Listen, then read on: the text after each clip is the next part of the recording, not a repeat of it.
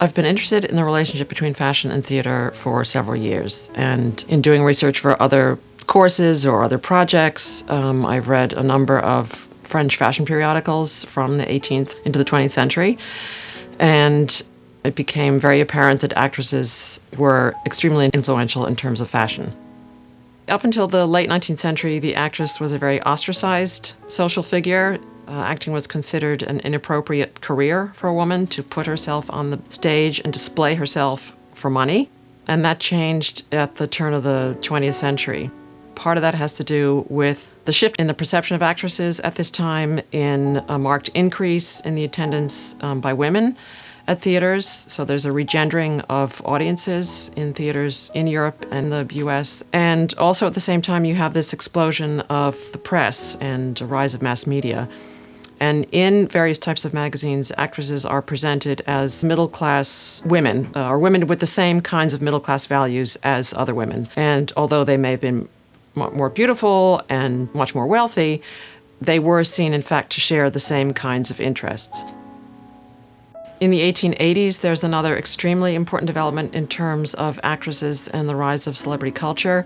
You have the introduction of halftone printing, which makes it possible to publish a photograph in a magazine on the same page with text, whereas before, individual photographs had to be hand-pasted in onto the page.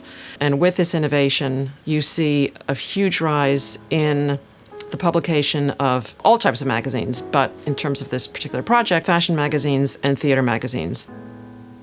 There are many, many turn-of-the-century actresses, and we could have chosen any other three to make the point about celebrity culture in France, Britain, and the United States. Part of the reason had to do with access to material, and part of it had to do with the individual actresses. Jane Adding is not at all a well-known French actress today, but during her career, she was extremely well-known. She was very highly regarded. She performed in Europe and the US and was extremely popular. And we did want to focus on somebody about whom there hasn't been a lot of work. We chose Lily Elsie because she's extremely beautiful, and there are many, many postcards of her on eBay. She was described in 1910 as the most photographed woman in the world, and what one finds on eBay certainly helps to corroborate that assertion. She was in a play in 1907 called The Merry Widow, in which she wore an enormous black crinoline hat with feathers and roses. And following this production, which was a huge success, there was a vogue for Merry Widow hats. We chose Billie Burke in part because there is material available on this actress, both in terms of postcards and magazines. She came to the US in 1907, and she was an extremely popular actress on the New York stage for the next roughly 10 years. With the advent of photography in the mid-19th century, the role of actress as fashion leader was firmly cemented and made possible a fairly widespread diffusion of her image in that format. With the explosion of the press at the turn of the 20th century and magazines like those that we have in the exhibition, her status as both celebrity figure and fashion leader was even more firmly established.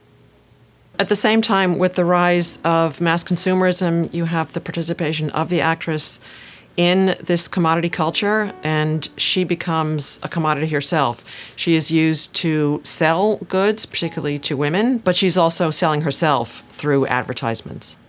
So now in fashion and theater magazines, you have images of actresses along with information that relates to their wardrobe, their performances in various productions, to their family life, all of which was of great interest to both male and female fans.